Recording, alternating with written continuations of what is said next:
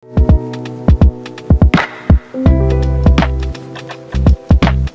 devrais essayer le yoga et la méditation. Moi, ça a changé ma vie. Ce genre de conseil, je suis sûre que vous l'avez déjà entendu 1000 fois ces derniers mois. Il faut dire que dans un monde qui va à 100 à l'heure, on est de plus en plus nombreux à chercher des solutions pour ralentir vraiment. Mais par où commencer quand on ne sait pas trop comment s'y prendre ? Je suis Marine Sanclemente et le point commun de tout ce que je fais dans la vie, c'est la joie et le plaisir de vivre. Mais comment prendre vraiment soin de soi pour rester en forme plus longtemps ? C'est la question que je vais poser tous les 15 jours à des experts de la santé, du mouvement et de la nutrition dans votre podcast préféré, La Formule Longévité. Aujourd'hui, je reçois à mon micro Lily Barbery-Coulon, qui est pour moi la meilleure des guides vers un mode de vie plus conscient et plus aligné. Ensemble, on va naviguer dans ce merveilleux monde de la longévité et comprendre comment le yoga et la méditation peuvent vraiment impacter nos vies. Installez-vous confortablement, c'est parti. Bienvenue Lily, merci d'être avec nous aujourd'hui. Merci. Alors pour nos auditrices et auditeurs qui ne te connaissent pas encore, je vais commencer par te présenter. Donc, tu as commencé ta carrière en tant que journaliste pour la presse française avec un penchant pour la rubrique beauté. Tu as écrit beaucoup d'ouvrages aussi autour du bien-être principalement. Et puis il y a 7 ans, alors ça s'est amorcé un peu plus tôt, mais il y a 7 ans, tu as pris un virage vers le yoga et la méditation. Aujourd'hui, tu enseignes ces pratiques, tu organises des retraites, mais tu ne fais pas que ça. Tu as aussi un podcast et une newsletter vraiment savoureuse que je lis et que j'apprécie beaucoup, où tu partages vraiment tes découvertes et tes réflexions aussi sur ce qui se passe dans le monde. Mmh. Et pour commencer, j'aimerais justement que tu nous donnes un peu ton regard de témoin privilégié sur ce monde de la beauté du bien-être aussi depuis ces 15 dernières années. Quelles grandes tendances tu as vues s'ancrer, celles que tu as vues passer, celles que tu vois pour l'avenir ? J'ai l'impression en tout cas que on est dans une ère de transformation très intense et que les grandes crises accélèrent le mouvement. Alors on pourra dire plus tard si c'est de manière positive ou négative.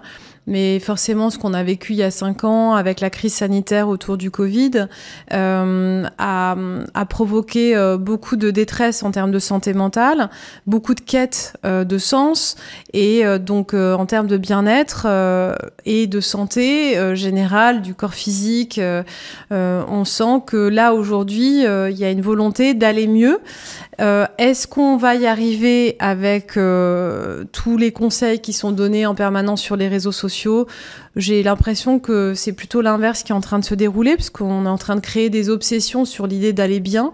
Or, aller pas très bien ou aller mal, ça fait partie aussi de l'existence, j'ai l'impression en tout cas.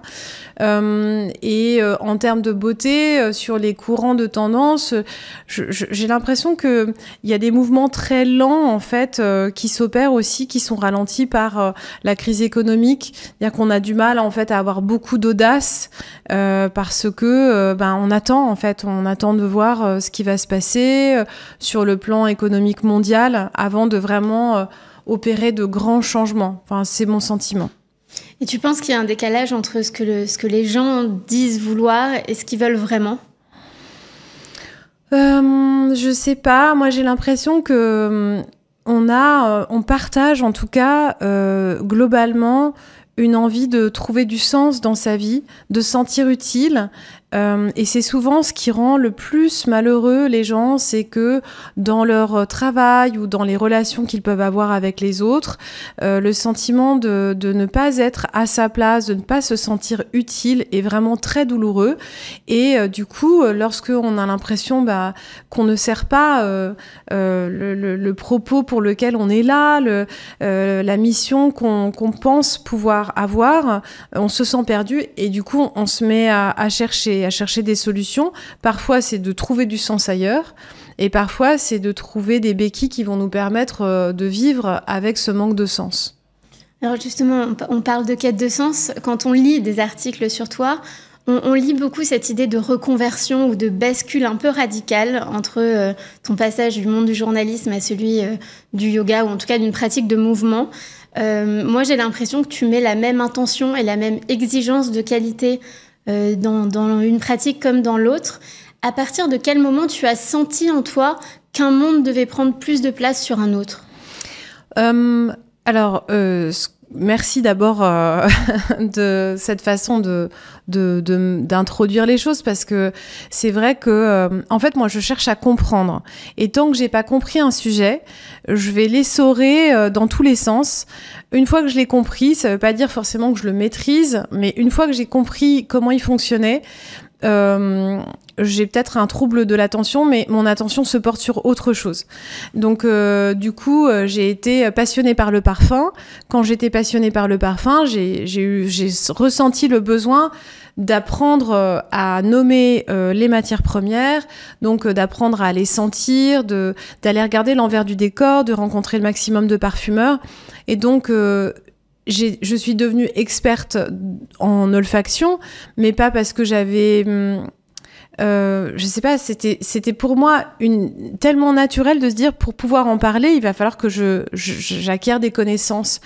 Et pour le yoga, c'est un peu pareil, c'est-à-dire que j'ai commencé à prendre des cours en 2016, alors que j'aimais pas vraiment ça, mais il y a une pratique qui m'a plu, et du coup, je me suis mise à beaucoup y aller.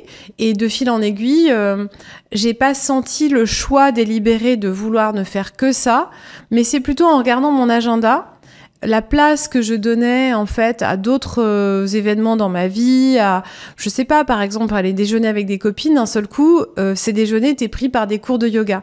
Et c'est le jour où je me suis rendu compte que ça faisait 2 mois que je prenais 4 à 5 cours par semaine, que je me suis dit mais qu'est-ce qui m'arrive, parce qu'en fait j'ai jamais été sportive, j'ai pas particulièrement aimé le yoga plus tôt. Qu'est-ce qui est en train de se dérouler? Et donc ma curiosité, une fois que j'avais identifié qu'elle était posée à cet endroit, j'ai voulu comprendre de quoi était fait la pratique. Donc du coup, je suis devenue très radicale. Mais en vérité, je suis radicale. Souvent, quand j'aime quelque chose, j'ai besoin vraiment d'aller à fond sur le sujet. Alors, tu disais que tu as pris ton premier cours en 2016. C'était plus parce que c'était la mode et que tu voulais tester, ou qu'est-ce qui t'a quand même appelé à prendre un cours? Alors, bon, évidemment, comme j'ai été longtemps journaliste à Vogue et à M, le magazine du Monde, j'avais quand même eu l'occasion de tester pas mal de cours de yoga, mais je restais assez...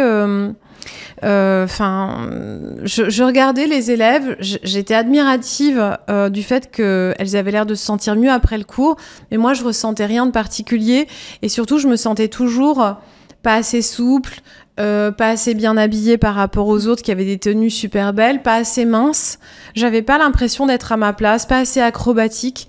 Du coup, j'avais pas de plaisir à faire du yoga. Je préférais des activités plus intenses physiquement. Et là, j'ai été poussée par une amie en 2016 qui n'arrêtait pas de me parler de son cours de yoga qu'elle trouvait super. Et bon, moi, ça me faisait pas du tout envie, mais par politesse, j'ai fini par y aller. Et je dois dire que j'ai adoré ce premier cours. Alors, cette pratique, je crois pas qu'elle aurait plu à tout le monde à ce moment-là. Mais je sais pas, c'était le bon jour, c'était le bon moment pour moi. Je me souviens juste qu'en sortant, j'ai été absolument choquée par le sentiment de sécurité intérieure que je ressentais. C'était l'une des premières fois depuis des mois, après les attentats de 2015, que je ressentais un sentiment de sécurité. Et ça m'a troublée, ça a duré pendant à peu près 48 heures et je me suis dit, non mais il faut que je retourne voir ce truc, est-ce que c'était juste un coup de bol? Comment est-ce que ça fonctionne? Et là, mon mental de journaliste a commencé à se mettre en place ah très bien, là il y a un peu d'entraînement fractionné, là ça c'est emprunté à la méditation en pleine conscience, là on utilise les vertus du chant, donc de la sonothérapie, j'avais lu des choses sur le sujet, donc j'ai commencé à lire sur les neurosciences, comment on pouvait en fait neutraliser le courant de pensée qui tout le temps en permanence en fait en train de nous envahir, et qu'on peut le mettre en sourdine pendant un temps. Ça me paraissait complètement fou de pouvoir avoir un espace de tranquillité pendant l'espace d'une heure ou d'1h30 et d'en ressortir avec plein d'épiphanies à la fin, c'est-à-dire des prises de conscience, de me dire « Ah mais en fait, cette pensée-là, elle est vraiment importante pour moi, mais le reste, je le laisse partir. » Est-ce que tu dirais que ça peut être parfois assimilé à une forme de transe ? Alors, dans cette pratique, il peut y avoir des moments où il y a de la transe, pas systématiquement, mais oui, il peut y en avoir. En tout cas, on parle d'état de conscience modifié. Mais déjà, lorsqu'on médite, et on n'a pas forcément besoin d'utiliser la transe ou bien des trucs un peu spectaculaires avec des respirations comme on peut les trouver dans ce qui est à la mode aujourd'hui avec les breathwork. Sans aller jusque-là, lorsque je me concentre sur le souffle, je laisse un tout petit peu partir ma concentration sur l'ensemble, c'est-à-dire que tous les éléments sonores, sensoriels, etc., je les laisse un tout petit peu de côté pour me concentrer uniquement sur mon souffle. Donc je ne suis pas exactement dans le même état. Mon état de conscience est légèrement modifié. Et donc on peut aller jusqu'à des états d'auto-hypnose, mais tout en étant très ancré dans le sol. On n'est pas ailleurs et on n'est pas sous le contrôle du professeur. Mais on sent qu'on n'est pas exactement dans le même état que lorsque on est en pleine puissance de sa sensorialité. Alors toi, ta pratique, elle est très hybride. Tu la nourris de tout ce que tu découvres et finalement, ça va bien avec qui tu es. Comment elle a évolué au fil des années? Au début, j'ai été à fond sur la pratique que j'apprenais, qui était le Kundalini Yoga.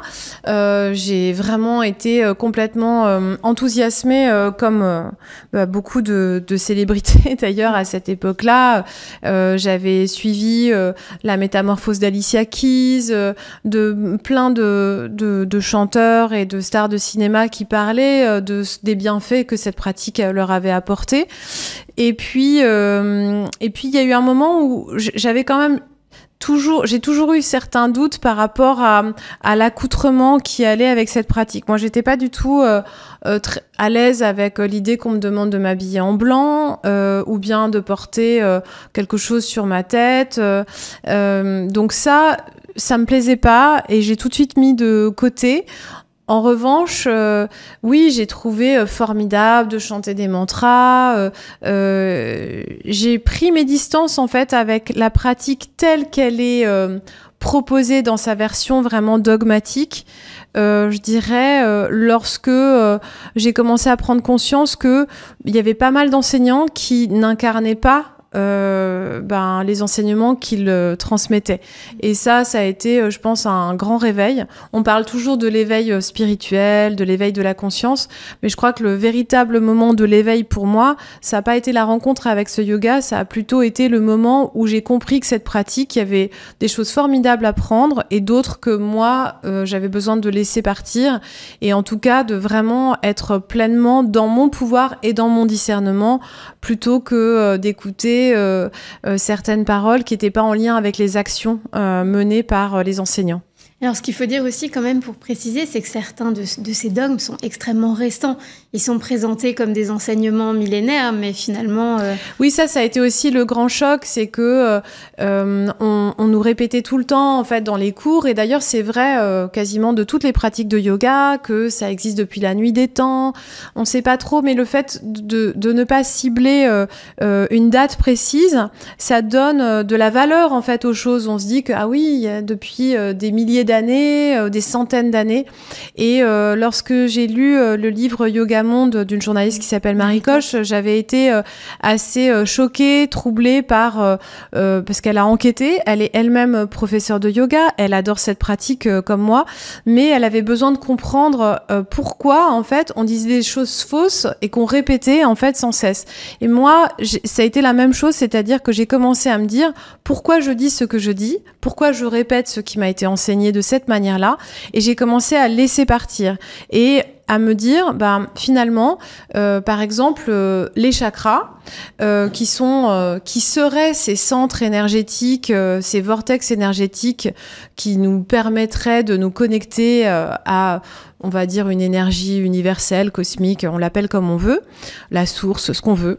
En fait, on n'a aucune preuve de leur existence. Et donc, je me suis dit, plutôt que d'enseigner sur comment est-ce qu'on se reconnecte à son chakra numéro 3 ou numéro 4, je vais m'intéresser sur le plan anatomique à ce qui se passe au niveau du corps, en fait, à cet endroit-là. Et ça, je vais pouvoir le raconter à mes élèves. Je trouve que c'est intéressant de voir que, effectivement, dans l'Ayurveda, on a centré sept espaces dans le corps qui correspondent bien souvent à des glandes endocrines. Qu'est-ce qu'elles font, ces glandes endocrines? Ça m'a vraiment intéressée de transmettre ça. Maintenant, de dire pendant un cours, vous allez faire cette pratique et vous allez voir que votre foie va se détoxer, ou bien de se détoxifier, ou bien que ça va vous permettre d'augmenter votre fertilité. Moi, je trouve ça extrêmement dangereux. Parce que on est face aujourd'hui à des situations de parfois de grand désespoir, soit sur le plan de la santé mentale ou santé physique, et que dire cette pratique peut vous accompagner et faire en sorte que vous vous sentiez mieux, tant mieux.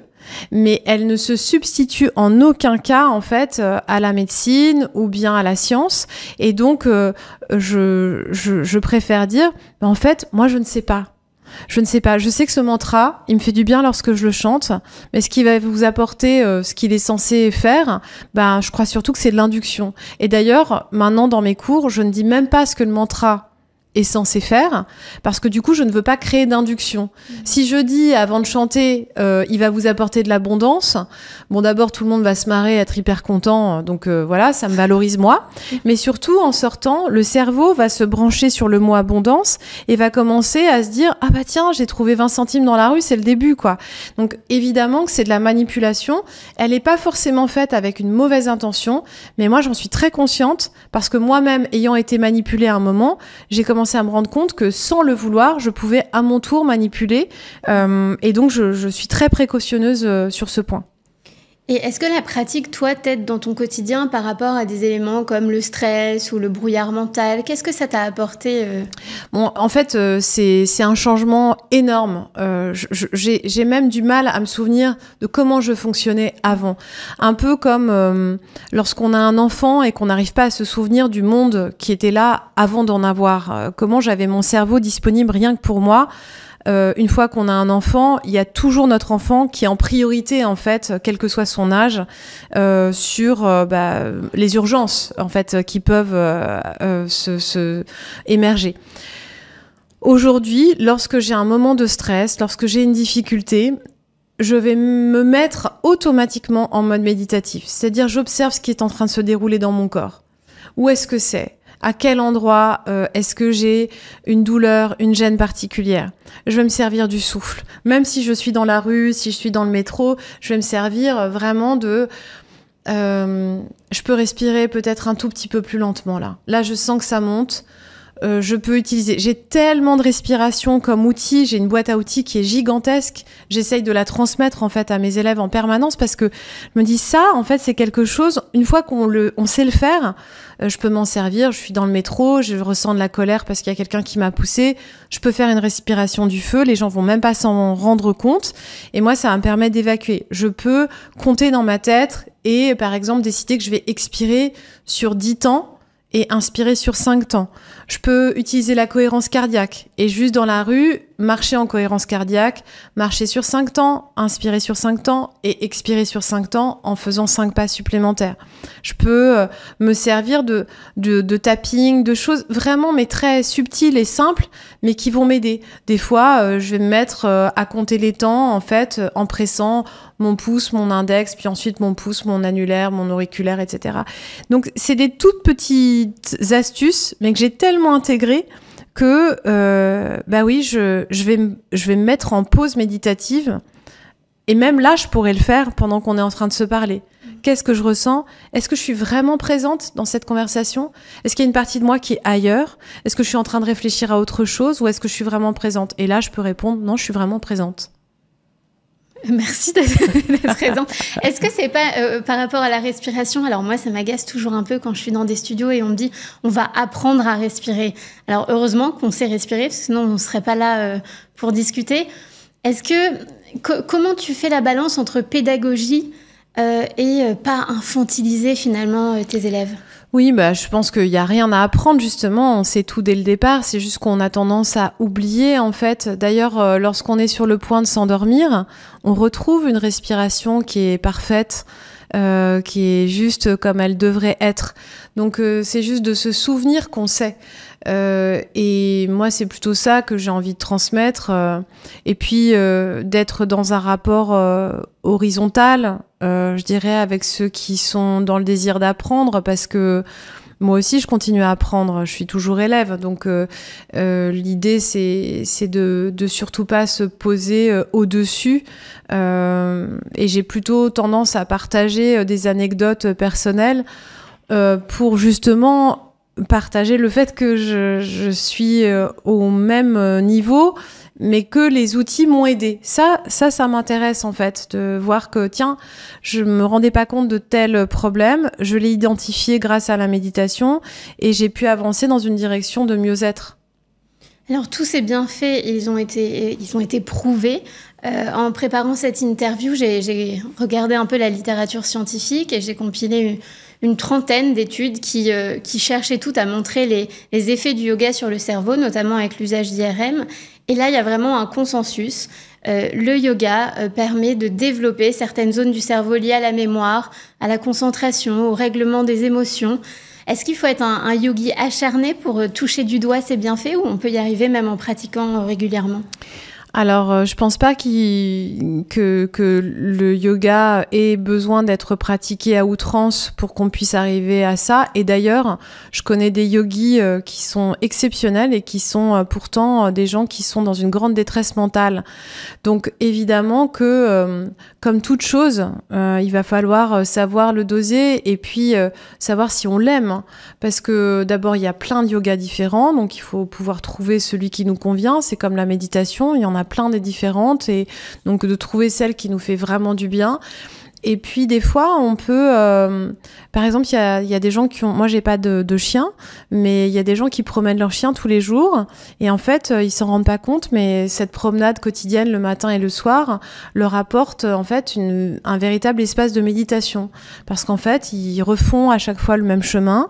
Il y a tout un rituel qui se met en place et dans ce rituel de marche, de tendresse en fait avec leur animal, d'échange, et bien finalement ils ont exactement et de prendre l'air, d'aller marcher, ben ils vont recevoir exactement ce qu'ils auraient reçu s'ils avaient médité. Donc chacun va trouver en fait son moyen. Des fois c'est juste d'aller si on habite en pleine nature, d'être au contact des arbres, au contact des montagnes, d'aller voir la mer. J'étais à Marseille ce week-end et c'est vrai que ça change complètement l'horizon des possibles de voir la mer, même quand on est dans les embouteillages, de voir la mer sur sa droite ou sur sa gauche, ça change tout. Donc, et ça a un effet, la couleur, ce bleu, c'est très puissant en fait sur le moral d'avoir autant de soleil. On connaît les effets de la lumière. Donc, pour moi, c'est pas juste le yoga, c'est un ensemble qui va permettre d'obtenir des résultats. Et je crois que la radicalité, moi, je l'ai vécue, je la recommande pas. Alors certaines personnes voient vraiment le yoga comme une simple activité physique, c'est-à-dire ils ont yoga le lundi et dynamo le mercredi. Est-ce qu'on n'a rien compris si on fait ça ? Oh, je crois que moi j'ai pas du tout envie de juger qui que ce soit. Je supporte pas justement. J'entends des profs de temps en temps qui disent oui, mais le yoga c'est pour la spiritualité. Il faut arriver déjà presque propre dans sa tête pour pouvoir commencer à faire du yoga. J'entends que les femmes qui font du yoga pour maigrir, elles sont pas là au bon endroit. Mais en fait, on fait ce qu'on veut, non ? On fait ce qu'on veut et on trouve ce qui nous fait du bien au moment où on est prêt à le recevoir. Et peu importe la raison qui a fait qu'on est entré dans un cours, des fois c'est juste parce que on était triste, des fois c'est parce qu'une copine nous a traîné là, moi j'avais pas particulièrement envie, donc peu importe en fait, ce qui compte c'est la rencontre, et puis d'être attentif à est-ce que ça nous fait du bien, parce qu'il y a aussi, on peut cocher toutes les croix de toutes les cases, en se disant ah bah voilà, donc j'ai je sais pas, je mange salé tous les matins, je ne prends pas de sucre raffiné, je médite 3 fois 5 minutes par jour, je fais de la cohérence cardiaque, je vais au cycling et puis je fais un peu de pilates et puis je fais 2 fois du yoga, mais je fais surtout de la yangar parce qu'on m'a dit, et puis finalement je vais toujours aussi mal. Donc peut-être que c'est autre chose. Peut-être qu'il n'y a pas besoin d'ancrer le bien-être dans une performance et qu'on peut se détendre et se dire moi pour le moment je peux rien faire de plus que ce que je fais et c'est déjà super. Finalement, est-ce qu'on n'est pas dans le bien-être aujourd'hui un peu à cheval entre deux mondes et qui est la même chose quand on parle de longévité, c'est-à-dire d'un côté, on a cette idée d'optimisation du corps à l'extrême, l'idée de faire un peu des surhommes ou des surfemmes, même dans la beauté, quelque chose de très innovant, très technique, et de l'autre, une douce idée portée un peu par ce fantasme des zones bleues, par une vie douce et agréable. Moi, je crois qu'il va falloir renoncer aux deux, là. C'est-à-dire que on pourra pas rajeunir. Enfin, je crois pas. Je vois des gens qui font beaucoup de chirurgie et qui utilisent beaucoup de techniques et en fait... j'ai le regret de dire que je vois toujours leur âge, même si il y en a certains qui font un peu plus frais, un peu plus jeunes, mais quand même, on peut pas cesser de vieillir. On est des êtres mortels, c'est comme ça. Donc, renoncer à cette idée d'immortalité, de jeunisme, je trouve que c'est plutôt sain pour soi. Mais moi, j'ai envie de me sentir bien. Aujourd'hui, j'ai 48 ans. J'ai envie de me sentir capable de faire plein de choses. Donc, j'ai pas envie de me sentir comme je me sentais à 20 ans, pas du tout, mais j'ai envie de pas me sentir lourde quand je grimpe les marches dans le métro, par exemple. Donc c'est plutôt... Moi, mes objectifs, ils sont très simples. Ils sont est-ce que j'ai de la joie quand je fais les choses ? En revanche, la vie idéale dont tu parlais dans les zones bleues, on en a le fantasme le temps des vacances, mais... moi, j'ai l'impression que sans contrainte et sans pression, on ferait rien de bien intéressant non plus. C'est la pression de l'existence qui est courte qui fait qu'on réalise des choses. Si on avait, 500 ans devant nous, on ferait probablement beaucoup de moins, on serait moins créatif. Moi, c'est parce que je sens qu'il y a une légère pression que je me dis, il faut que je me dépêche, en fait. La vie, c'est court. Mon père est mort à 46 ans. J'ai déjà 2 ans de plus de vie que lui. Et je me dis, mais c'est court, la vie. Il faut en profiter à fond et pour faire des choses. Et du coup, la contrainte, la compression du temps, elle est aussi parfois positive. Quel rôle joue la spiritualité dans ton quotidien ? On l'a abordé brièvement. Moi, je pratique aucune religion. Je viens d'une éducation athée, même si mes parents sont issus de 2 religions différentes, mais en tout cas, ils n'ont pas souhaité la transmettre. Et c'était très important pour eux, pour chacun d'entre eux. Donc, j'ai plutôt appris à ne pas croire en Dieu. Et dans la spiritualité, il y a toujours quelque chose qui met... j'ai toujours l'impression, quand je mets les pieds dedans, que je vais aller à l'encontre de ce que mes parents, en fait, m'ont dit de ne pas croire, quoi. Qu'en fait, il faut croire dans la science. Et en même temps, j'avais 2 grand-mères hyper croyantes qui, elles, en douce, faisaient passer plein d'informations à leurs petits-enfants. Aujourd'hui... moi, je suis fascinée par le ciel. C'est-à-dire que je vais à des conférences de temps en temps de Christophe Galfard, qui est astrophysicien, et à d'autres. Je suis fascinée, en fait, parce que le ciel a à nous apprendre. C'est tellement vaste, ça demande tellement au cerveau de se désétriquer, de rompre, en fait, avec toutes les cloisons qui nous enferment, ne serait-ce que de comprendre des formules mathématiques qui vont vraiment loin. Moi, ça me fascine et je me dis, ça, c'est déjà magique. La spiritualité, elle est dans la science lorsqu'on essaye de la comprendre.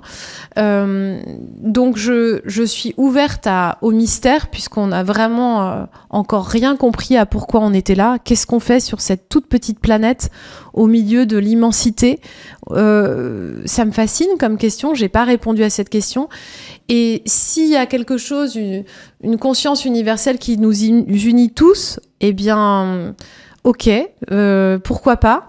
Mais s'il y a rien d'autre, c'est ok aussi. Je ne sais pas répondre à cette question. Donc, dans ma vie, je suis toujours à la fois subjuguée par ce que j'arrive pas à comprendre, et parfois ces hasards qui semblent être plutôt comme des petites pierres blanches sur mon chemin. Et puis, par d'autres, rattrapé par ce que j'ai appris dans ma famille, qui est, non, c'est cartésien, c'est comme ça, et c'est juste, on ne croit pas dans autre chose que le hasard. Tu parles souvent de l'importance de la communauté dans les pratiques de bien-être, qui est quelque chose qu'on peut retrouver dans la spiritualité aussi. Est-ce que tu penses que c'est important de ne pas cheminer seul ? Je sais pas, je trouve que c'est plus facile en tout cas d'être soutenu, mais même en fait par des copines. Je suis une femme, donc je peux pas me mettre à la place d'un homme, mais je me sens très chanceuse d'avoir plein d'espaces d'écoute et d'échange en fait avec mes amis. J'ai l'impression que c'est beaucoup plus difficile pour les hommes de mon âge, en tout cas que j'observe, de parler de leurs émotions. Et même chez les jeunes gens, les adolescents qui ont l'âge de ma fille, je trouve à regret que c'est encore très clivé et que les garçons ont du mal à partager leurs émotions, alors que nous, on a beaucoup de facilité à le faire. Et quand on chemine, c'est quand même plus facile de partager notre vulnérabilité, parce qu'on se sent plus fort, que de faire tout seul, quoi. Au fil de tes explorations et de tes découvertes, est-ce qu'il y a d'autres pratiques qui ont eu cette transformation très importante sur toi, que ce soit au niveau mental ou énergie de corps ? Bon, moi, je dirais qu'il y a deux choses qui me fascinent vraiment dans leur efficacité. Il y a le MDR, qui est cette technique du mouvement oculaire, mais qui ne nécessite pas forcément d'ailleurs de vous faire bouger les yeux, qui a été vraiment valorisé par David Servan-Schreiber lorsqu'il était vivant. Et moi, j'ai eu la chance de découvrir cette méthode il y a vraiment longtemps. Et je trouve que sur les traumatismes, elle est incroyable. Maintenant, malheureusement, comme elle a été vraiment, elle est partagée et des fois donnée en formation très rapidement, les personnes qui pratiquent avec le MDR sont pas toujours je trouve bien sécurisée par rapport à cette méthode, parce qu'elle est tellement puissante qu'il faut vraiment faire appel à un thérapeute qui soit un psychologue clinicien, soit en tout cas quelqu'un qui est vraiment formé à la psychologie. Et puis l'alimentation pour moi est, je pense, l'outil de transformation le plus efficace que je connaisse. C'est-à-dire quand je suis triste, quand je vais pas bien, si en plus je ne soigne pas mon alimentation, je peux être certaine que je vais descendre vraiment dans un vortex très très rapidement, en fait, dans les profondeurs, dans des choses vraiment très très dark, très dures. J'ai besoin du mouvement dans ma vie, que ce soit le yoga, mais ça peut être d'autres sports. En tout cas, j'ai vraiment besoin du sport, et j'ai besoin d'avoir une alimentation. C'est pas parfait, c'est pas healthy tout le temps, mais si j'abandonne en fait mon cadre, le cadre qui est bon pour moi, je vais pas bien du tout. Alors que si je le récupère, mais ma santé mentale, mais c'est hallucinant. Mon énergie, ma capacité à faire, tout est changé. Donc tu ne manges pas tes émotions. En fait, tu les manges de manière à ce que tes émotions... Bien sûr que ça m'arrive en fait de manger mes émotions comme tout le monde, voilà. Mais si je reste trop longtemps dans cet espace et que je récupère pas mon plein pouvoir, d'assiettes colorées, variées, d'avoir de la joie en fait à m'asseoir à table pour pouvoir prendre mon repas, je vais pas aller bien. Lily, l'épisode touche à sa fin et j'aimerais te demander, est-ce qu'il y a un préjugé ou une idée reçue sur le yoga ou la méditation que tu aimerais déconstruire ? Oui, il y a beaucoup de gens qui pensent qu'il faut savoir faire le vide pour méditer. Et je crois que c'est faux. Je crois que il faut, en fait, pour méditer, il y a aucune compétence. Il y a simplement à trouver la bonne méthode pour soi, mais la méditation, elle est à portée de tous, en fait, vraiment, et elle fait du bien dans des situations difficiles. C'est incroyable à quel point elle fait du bien.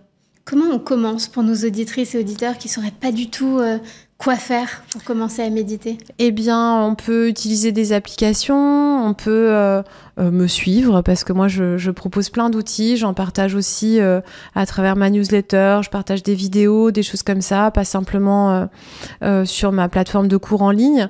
Mais on peut juste fermer les yeux, prendre un temps pour respirer et peut-être compter 10 temps pour son inspiration, 10 temps pour son expiration, mettre un chrono 5 minutes et de voir, voilà. Et si 10 temps c'est trop long, on peut faire un peu moins, mais juste voilà, de prendre conscience de sa colonne vertébrale pendant le temps où on a respiré et de voir ce qui s'est passé. À l'inspiration, l'air est plus frais, à l'expiration, l'air est plus tiède. Tiens, j'avais pas remarqué. Et juste de rester centré sur le souffle. Et dès qu'il y a une pensée qui vient, elle vient, c'est OK. On se réjouit de l'avoir identifiée, de l'avoir vue, on la laisse partir, on revient dans le souffle, on revient dans le souffle. Et cet exercice de revenir systématiquement au point d'ancrage qu'on s'est fixé, à savoir la respiration, eh bien, ça va nous apporter beaucoup de repos et repos mental. Alors je me permets, on peut aussi écouter tes podcasts parce qu'il y a toujours un petit temps avant l'épisode. C'est vrai, j'oublie toujours en fait, mais effectivement. Je suis en relation publique aussi. Une super attachée de presse. Oui, au début de mes podcasts, à chaque fois, c'est gratuit, c'est là, et il y a toujours quelques minutes de méditation accessibles à tous. Alors avant de conclure, on va passer aux questions signatures de la formule longévité auxquelles je vais te demander de répondre aussi instinctivement que possible. Est-ce que tu es prête ? Je suis prête. Alors si tu devais remonter le temps et que tu pouvais choisir de revivre une année de ta vie, quel âge choisirais-tu ? Je choisirais l'année de mes 12 ans pour pouvoir parler à mon père avant qu'il meure. Est-ce que c'est important pour toi de vivre longtemps ? Non, ce qui est important pour moi, c'est de vivre en bonne santé. Et quelle est ta formule longévité pour une vie aussi sereine et épanouie que possible ? Suivre le fil de sa joie.